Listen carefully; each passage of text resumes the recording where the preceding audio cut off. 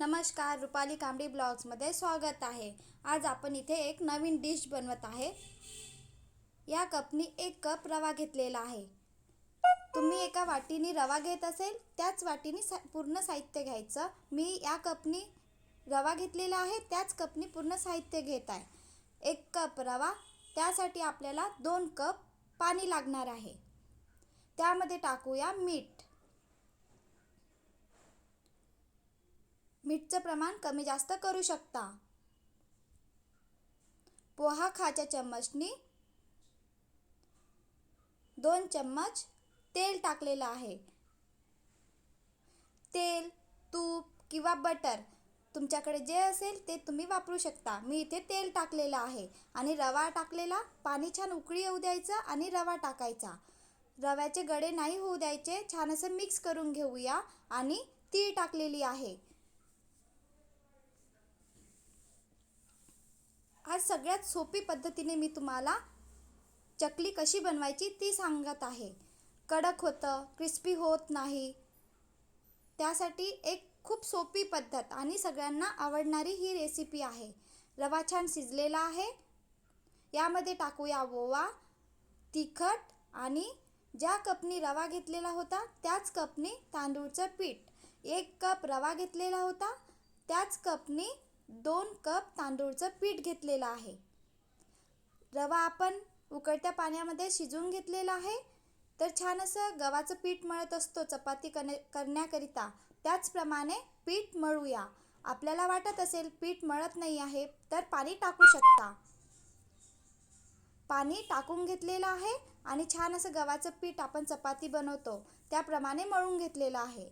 1 cup रवा, त्याच company 2 cup तांदूळचं पीठ आणि वाटत असेल की कणिक मळतो त्याप्रमाणे पीठ नाही होत आहे तर थोडं पाणी वापरून आपण पीठ मळून घेऊया। आता आपण साचा घेऊया आणि यामध्ये चकली बनवूया। भाजणी पण करायची नाही आहे, वाफेवर पीठ पण शिजवायचं नाही आहे। खूप सोपी पद्धतीने छान अशी क्रिस्पी चकली कशी बनवायची ती मी सांगत आहे। साच्यामध्ये पीठ टाकलेलं आणि चकली बनवून घेऊया।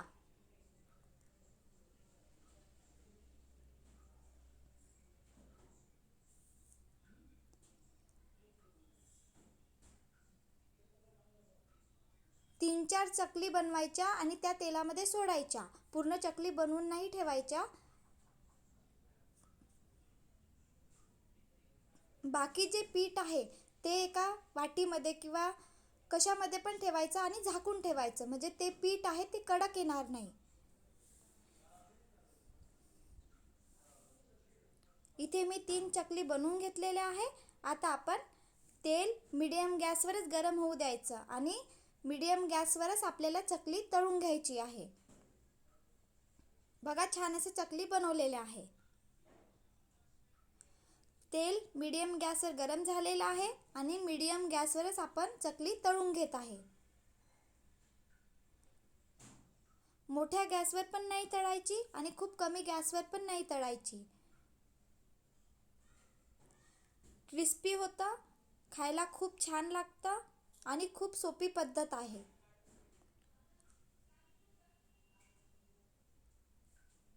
थोडं शिजू द्यायचं आणि नंतरच चम्मच लावायचा पलटवण्याकरिता।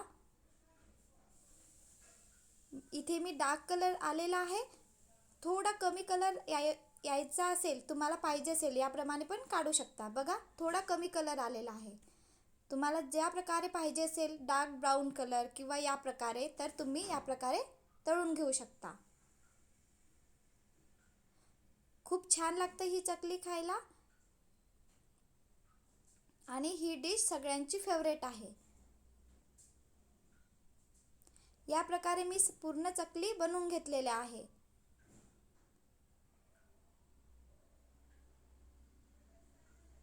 व्हिडिओ आवडला असेल तर please like, share and subscribe.